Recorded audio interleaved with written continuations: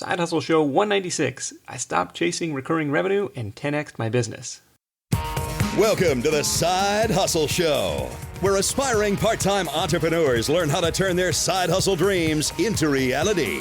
Because your 9 to 5 may make you a living, but your 5 to 9 makes you alive. And now, your host, Nick Loper. What's up? Nick Loper here. Welcome to the Side Hustle Show, where it's all about ideas, action, and results.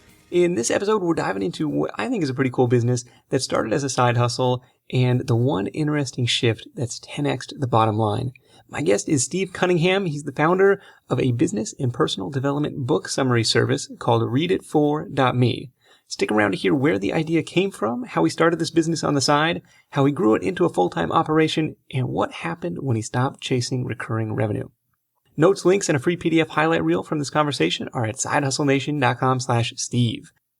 Before we dive in, I want to take a moment to thank today's sponsor, FreshBooks.com. The all-new FreshBooks makes ridiculously easy accounting software that's completely transformed how freelancers and small business owners deal with their day-to-day paperwork. It's been redesigned from the ground up and custom built for exactly the way you work. Visit FreshBooks.com/sidehustle to start your 30-day free trial today. I'll be back to tell you a little bit more about what's new with FreshBooks, plus my top takeaways from the chat with Steve after the interview. Ready? Let's do it.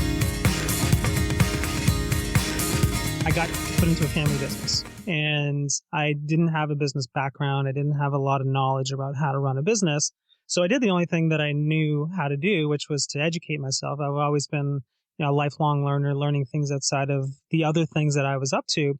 And so I just read a ton of books. And as I kind of evolved in the business, the business that I was put into was a signage business. And it wasn't something that I saw myself doing for the rest of my life. So I, over time, built up, a marketing agency inside this business. We started this back around when social media for business started to become a big thing. Okay. But it was around the time where there wasn't a lot of case studies for how people were using it. So this was before all of the buzzwords like content marketing and all that kind of stuff came out. Okay. Around what year is this? I think this is around the year 2000. No, 2010, sorry. Okay, I was like, way back in the day. No, 2010. That's a natural extension for a signage business. Hey, people are trying to do some brick and mortar marketing, get their name out there and say, hey, we can help you on the digital front. So that was kind of the entrepreneurship route that you were taking within this company?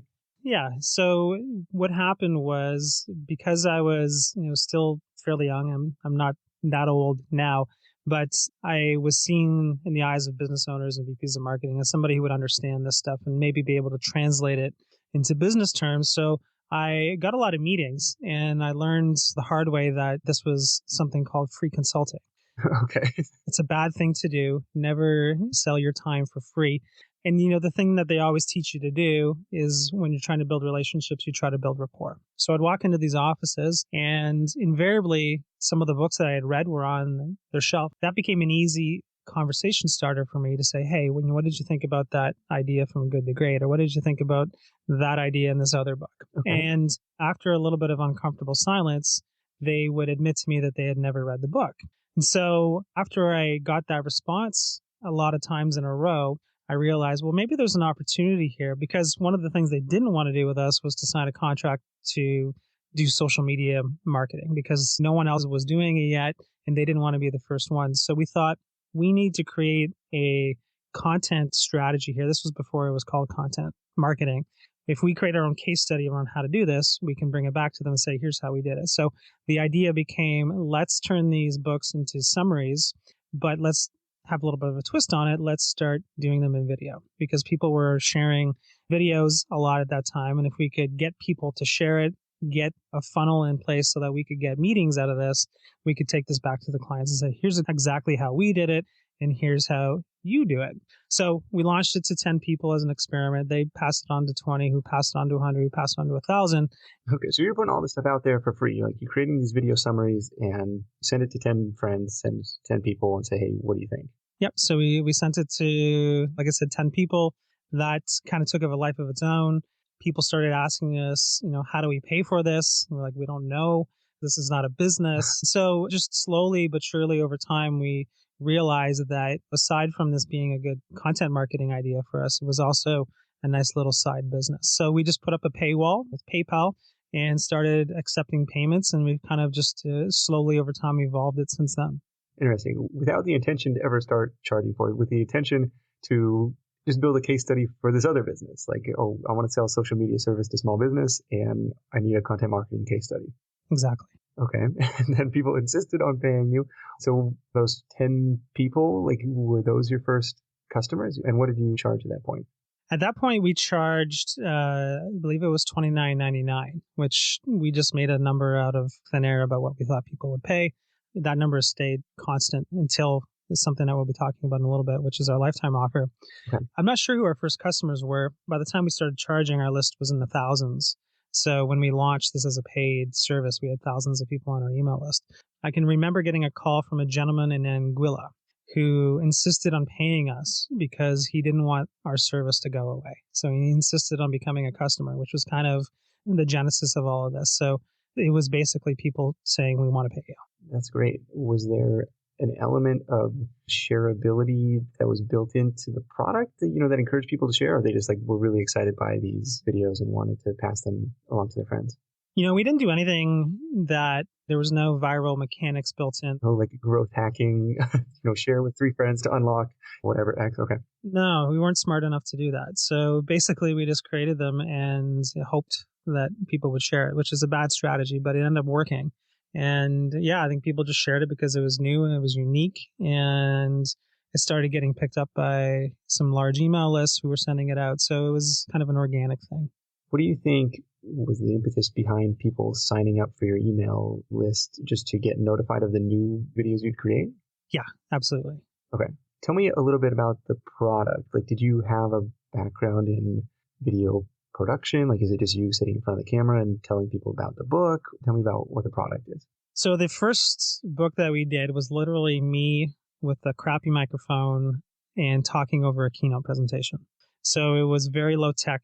It was, by the standards of what we're doing today, horrible, but it was just something that I thought had some legs. There were a lot of people that told me, this is a silly idea. There's no way that this is going to work. And I thought that may be true, but we're just going to try it and see what happens. So what was the first book that you summarized?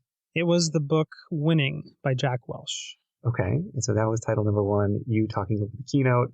And how many did you release before? I mean, were you just digging through your own archives of having read all these things? And I know I can create a dozen more titles, or, how many did you have before you felt comfortable sharing it and releasing this to the public?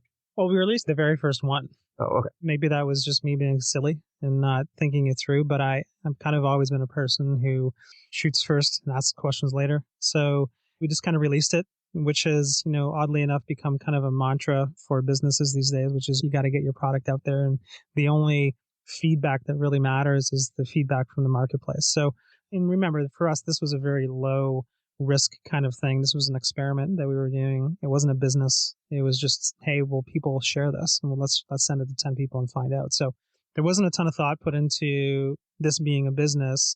It just didn't have a lot of fears about putting this out. Okay. From the time that you recorded Winning to the time that the guy in Anguilla wanted to send you $29, give me a sense of what that timeline looked like. 1 or 2 months. I honestly don't really remember. Quick. Okay. It was very quick. So it kind of was like a little bit of a whirlwind for that first little while. Okay. What was the take rate on that initial email to 1,000 people? Hey, I know you've been getting this for free, but now we're going to start charging you. That's a really good question, and I honestly don't remember. It wasn't astronomical. It was enough to create some cash flow into the business, but not enough for us to say, hey, let's focus all of our energies on this and scale it up. So it kind of was a slow build type of scenario. It was still a side hustle at that point. Yeah, absolutely. Okay. What was the proposition? Hey, if you send us $30 a month, we're going to continue to produce these things on a weekly basis? Yeah, that's basically it. Give us $30. We'll send you one of these a week, and you can unsubscribe at any time. Okay.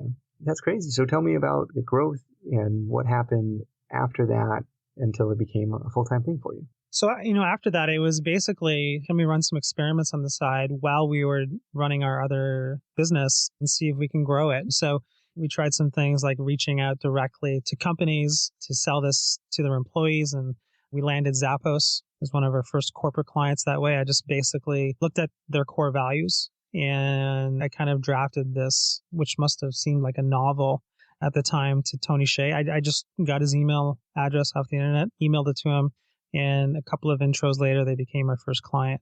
Okay, so saying, hey, you're a company that values continuing education, you have a product that might be a fit. Absolutely. Yeah. So it was just me basically trying a bunch of stuff to see what would work and what didn't work. And there was no master plan on how we were going to grow this. It was just from all the stuff that we're learning and all the stuff that we're seeing in the marketplace, let's just try some stuff and see what works.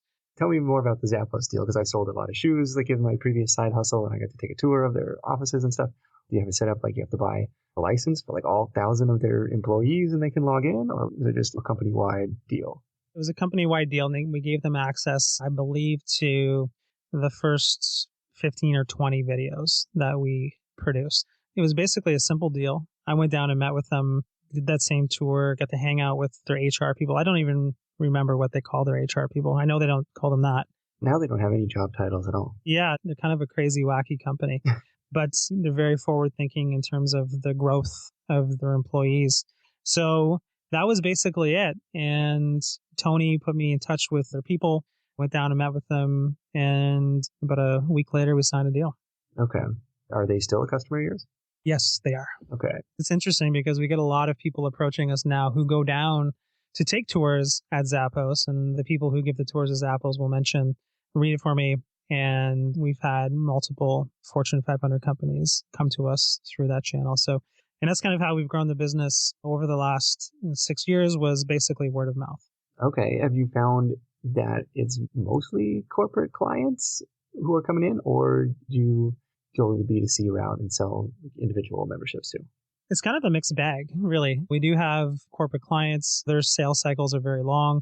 It's difficult to kind of get in and get their attention. We've always sold to individuals at first. That's really who is our main customer base.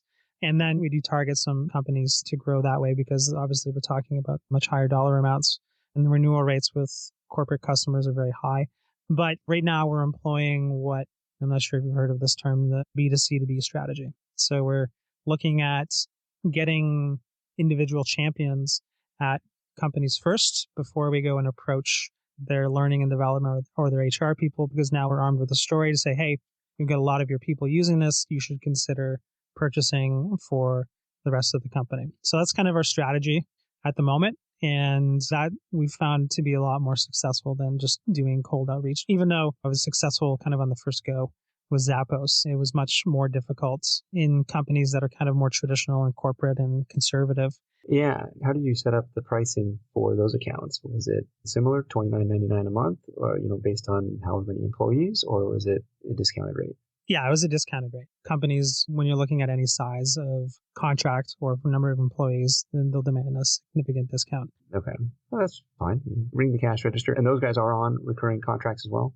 Yeah, well, typically we'll put them on an annual contract. And what we find is that the renewal rate is usually quite high. Okay. Yeah, like we have a employee development budget, and this is just kind of part of that bucket. Yeah, unless something goes horribly wrong, they'll typically roll those budgets over year to year. Fair enough. Fair enough. At what point were you like, this is a full-time thing? No, you're still producing the videos yourself, like talking over PowerPoints, or like how has that evolved? So that's evolved, and we've put our team on it full-time. Literally this July was when we took the plunge and started focusing all of our energy on Read It For Me. So we've got a creative team that works on videos. We got a developer who does all of our tech stuff on the back end. I still read the books and summarize them, but the videos are a lot more professionally done now, shall we say, to the point that we get a lot of actually custom work from people seeing the videos and wanting us to produce those types of videos for them. So a long way from me talking over a PowerPoint for sure.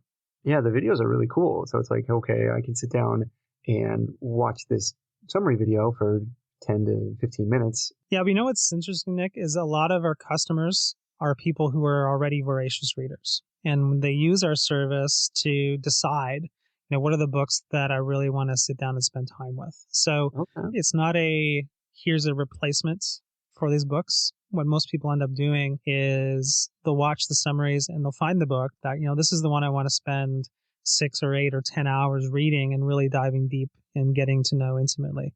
It's kind of like we act as a curation service for our customers, because most of our customers are very growth minded. All right. Interesting. So what's changed? How many are on your team now? We've got a very small team. We've got 5 people. Okay, 5 people. And now, are you still under the umbrella of the signage company, or are you completely spun off on your own? Yeah, we're completely spun off. Now, did you ever go back to those original small business owners and say, hey, I got a case study that works now? You know what? We did that kind of business for, over the last 6 years, and we just find this work to be a lot more fulfilling. It's obviously a lot more scalable. So unless we get custom video work specifically, no, the answer is no. We tried that world. We did work in that world for a long time, and we just don't like it. Sure. Well, this allows you to go one-to-many instead of one-to-one. Yeah, it's going to be a little bit a lower price point, but you can produce something once and sell it over and over again. On the one hand, hey, I've got this sweet recurring revenue business. People pay me month after month. Companies pay me year after year. Yet you're playing around with a lifetime membership model. And I'm curious what sparked that experiment and what the results have been. When we started the business, we were basically, because it was kind of thrown in our lap, we were almost forced by our customers to make it a business. We kind of copied what other people were doing. Everybody that we've emulated comes out of, I'm going to call it the SaaS space, software as a service. And most of those, or I would say all of those companies sell monthly or annual subscriptions. So that's what we did too. And what we realized, with some exceptions, Basecamp is an exception, but most of these companies have taken on venture funding. And the main goal for those companies is to generate as much monthly and annual recurring revenue as possible, because that's how the market values them. And they're eventually going to be sold either to a large acquiring company or to the public. And so everything that we've been learning was based on an assumption that kind of took pause and said, does this assumption fit for what we're trying to do? And we're trying to build a business that we can do for the rest of our lives and be happy and fulfilled. And we're at a unique point in history where we can actually do that. And so we thought, what are the other things that we could do here? And we thought, what would happen? And this was just an idea that came up in a brainstorming session. What if we sold a lifetime subscription? What would that look like? The calculated bet for us was, obviously, there's going to be some downsides. We're going to cannibalize some of our future recurring revenue. And then the question became, well, how much? How much will this increase the conversion rate, if any? We kind of take a look at all the numbers and say, at the end of the experiment, to see how will this impact our business moving forward. We tested it first with our internal list of people who were not yet customers. We took a section of our email list and sent it to them. And we got a conversion rate of about 20% from click to purchase, which is insanely high. Wow. High enough so that we didn't believe the numbers. So we ran the test again with another set of our list, replicated that again. You had subscribers who were not paying customers. These were from the original, the early days when it was free, or how did that work? So we offer a 7-day trial, basically a freemium trial, where if you subscribe, you'll get full access to our system for 7 days. Okay. If you don't upgrade beyond that time, you get, a scaled down version of what we do. And of course, our goal is to turn as many of those people into customers as possible. That's the part of the list that I'm talking about. So people who had signed up but hadn't yet purchased from us. Okay. So you send them a note and they scoop it up at a 20% rate. Yes. That's nuts. Yeah, it is nuts. I still actually can't believe it.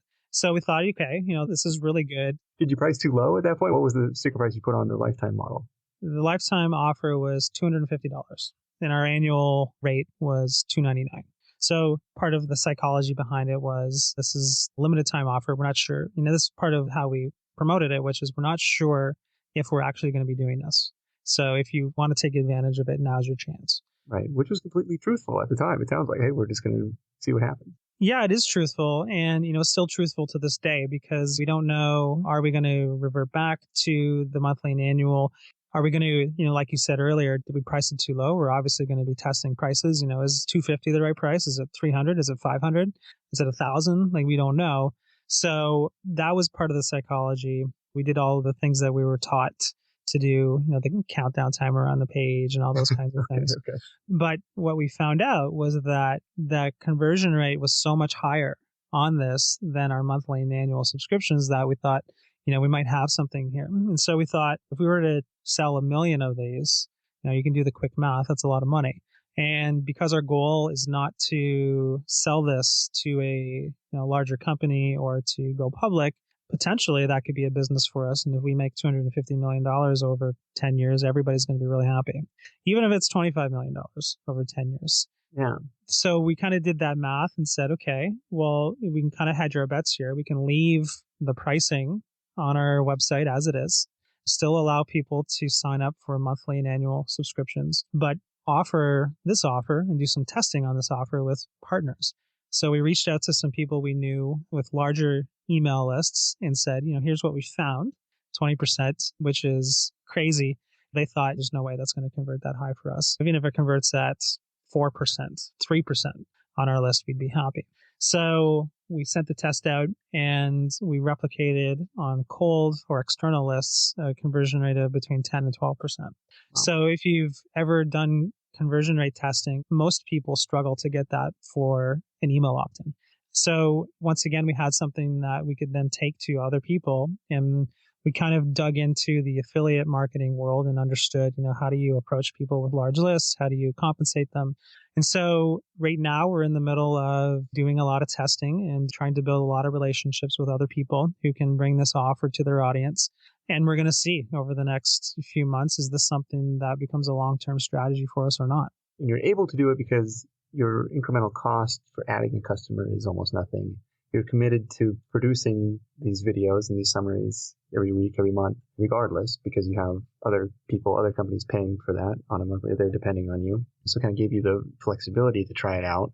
So the sticker price was like less than the annual membership. Were you worried about shooting yourself in the foot for like years 2, year 3, year 4? Like if this person wanted to keep paying you $29.99 a month? Or is it like they were already exposed to that offer, they didn't take it, but maybe this one would be a no-brainer for them? Yeah, I mean, that's obviously one of the thoughts that goes through your mind. And we kind of crunched the numbers and we found out that it does not hurt, as of today, it does not hurt our customer lifetime value. Okay. One of the things we're doing on the back end is 2 reasons. Number one, the conversion rate is so much higher. So it's not, we can't go, well, we got one customer now who's paying us $250, and then we got another customer over here who's paying us $29.99 a month forever. We've got 5 or 6 or 7 customers over here who are paying us $250 today versus one customer over here is paying us $29.99 for maybe 2 years.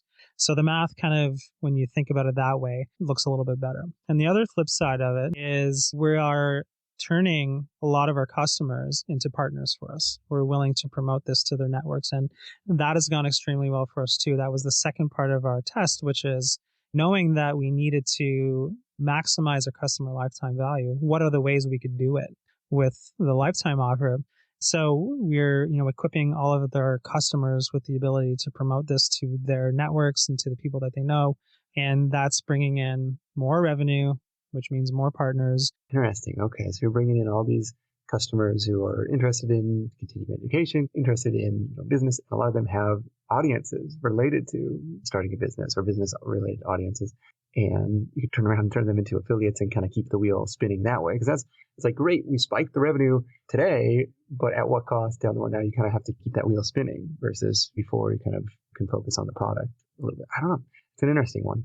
Yeah, we'll see how it works out. We've got a couple of other tricks up our sleeve in terms of bringing back monthly and recurring revenue.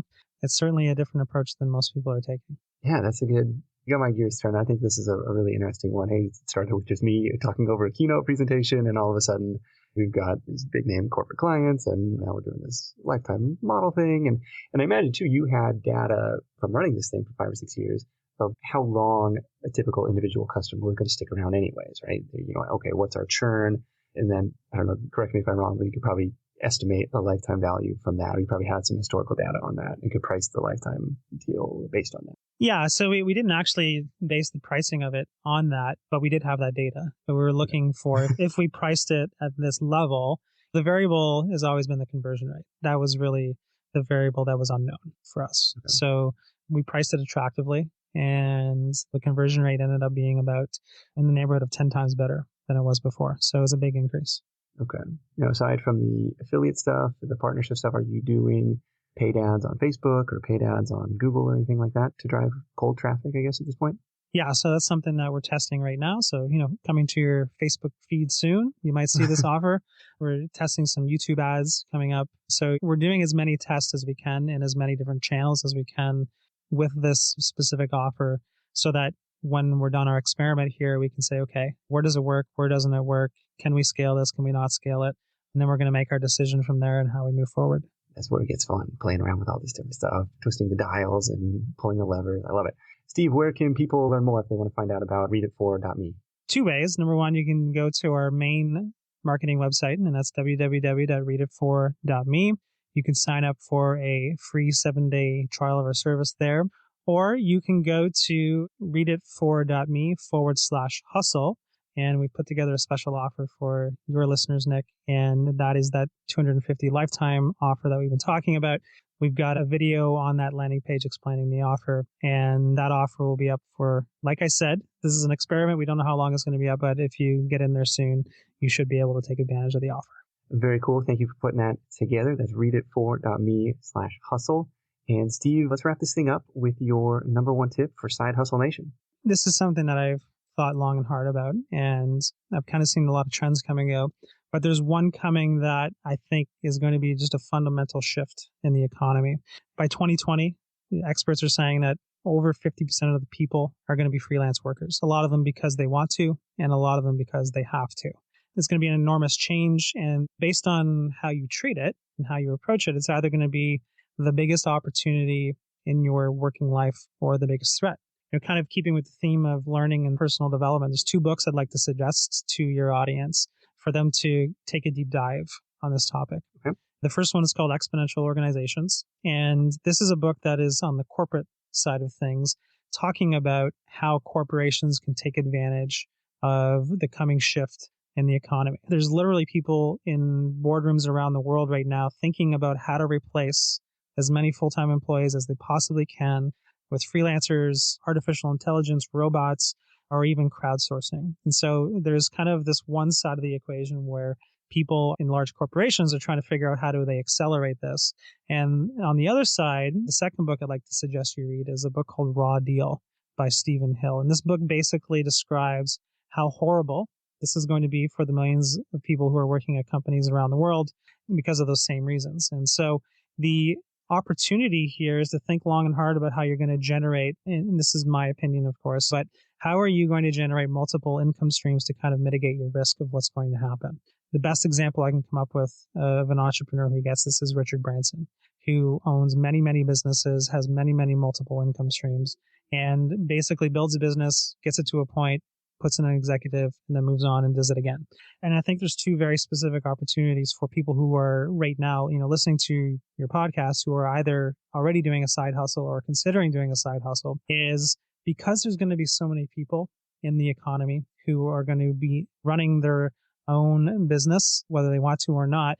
The first opportunity is to find other people to help promote your business. There's going to be millions of people who will, if you've built a good product or you've built a good service, who will promote it to their network in exchange for a percentage of your revenue. You're basically building a social sales force.